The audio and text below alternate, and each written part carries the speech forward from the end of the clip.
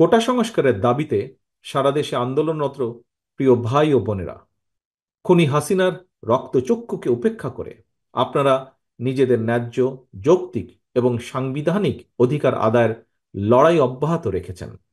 তার জন্য আপনাদেরকে জানাই বিরচিত অভিনন্দন। প্রিয় দেশবাসী, রাজপথের আন্দোলনকারী এই শিক্ষার্থীরা প্রত্যেকে কেউ আপনার, আমার, আমাদেরই ভাই বোন, সন্তান কিংবা স্বজন। সুতরাং তারুণ্যের ন্যায্য অধিকার আদায়ের এই চলমান লড়াইকে সফল করতে অভিভাবক হিসাবে অবশ্যই আমাদের সমর্থন সহযোগিতা অব্যাহত থাকবে। বাংলাদেশের পক্ষের শক্তির কাছে আমার আহ্বান, আমাদের ভাই বোন কিংবা সন্তান স্বজনদের ন্যায্য দাবি আদায়, তাদের পাশে থাকুন, তাদেরকে সহযোগিতা করুন, তাদেরকে সাহায্য করুন, তাদেরকে সাহস দিন।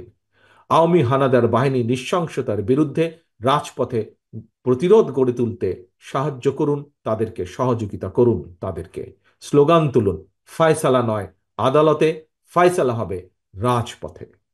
প্রিয় দেশবাসী, বিগত 16 বছরে 17 বছরে বারবার প্রমাণিত হয়েছে খুনি হাসিনার হাতে কেউ নিরাপদ নয়। এমনকি এই দেশের বা আমাদের প্রিয় মাতৃভূমি বাংলাদেশের স্বাধীনতা, সার্বভৌমত্ব নিরাপদ নয়।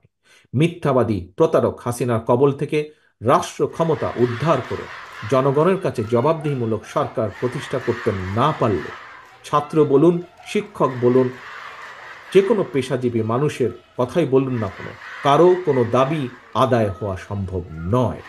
ন্যায্য দাবি কোনোভাবেই আদায় হওয়া সম্ভব নয়। সুতরাং দেশ এবং জনগণের স্বাধীনতা রক্ষায়, মানুষের রক্ষায় হোক এই মুহূর্তের স্লোগান দফা 1, দাবি 1, খুনি হাসিনার পদত্যাগ।